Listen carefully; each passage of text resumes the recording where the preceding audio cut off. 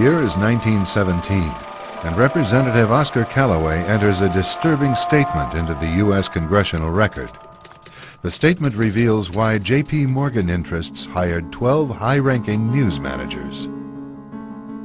The 12 were asked to determine the most influential newspapers in America.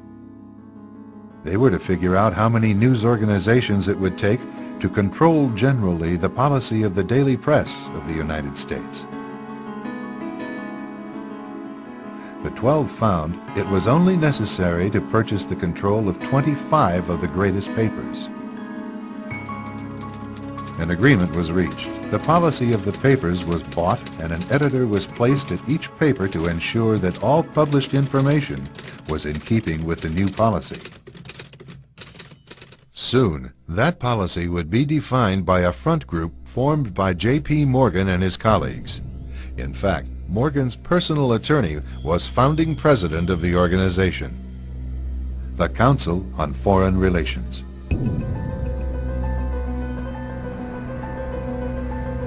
Today, the CFR maintains that its goal is to increase America's understanding of the world. However, the actual objective of this highly exclusive club is revealed by the rare admissions of the insiders themselves. In the early 60s, a Georgetown University professor collects information for a book favorable to the network of powerful men who founded the CFR. For 2 years, Professor Carroll Quigley is allowed to examine the confidential papers and secret records of this network.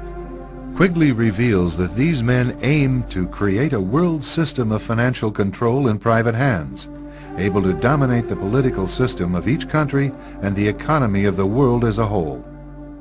In short, they seek total and quiet control of the entire world. And the CFR is their most visible conduit for carrying out that agenda. CFR members include America's wealthiest tycoons, as well as the highly placed elite in government, academic institutions, tax-exempt foundations, and the establishment media. Ruling Class Journalists, written by Richard Harwood, describes the CFR membership as the ruling establishment in the United States. The Washington Post article boasted that news reporters who are CFR members do not merely analyze and interpret foreign policy for the United States, they help make it. Who are these policymakers? Many of their faces are familiar. NBC's Tom Brokaw, CBS's Dan Rather, ABC's Barbara Walters, Jim Lehrer of PBS, William F. Buckley of National Review, media mogul Rupert Murdoch, owner of the giant multifaceted News Corporation. These media heavyweights, and many others like them, are members of the CFR. Powerful corporations are also invited to become members. At the close of the 20th century, CFR influence presided over far-reaching consolidations of media control. In 1995, CFR members Michael Eisner of Disney and ABC's Thomas Murphy merged their media empires. Soon after the merger, the Disney-ABC empire becomes a CFR corporate member. In the year 2000, the world's largest internet service provider, America Online, joins forces with Time Warner, one of the world's largest news organizations. The CEOs favoring the move are CNN's Thomas Johnson and Time Warner's Gerald Levin, both CFR members.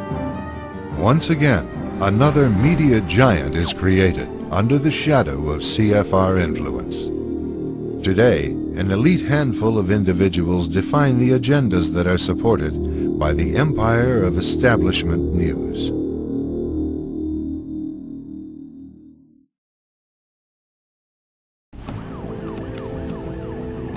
One of the CFR's strongest media allies is the New York Times. As a major outlet for the establishment viewpoint, the Times has achieved dominant influence over the reporting of national and international news.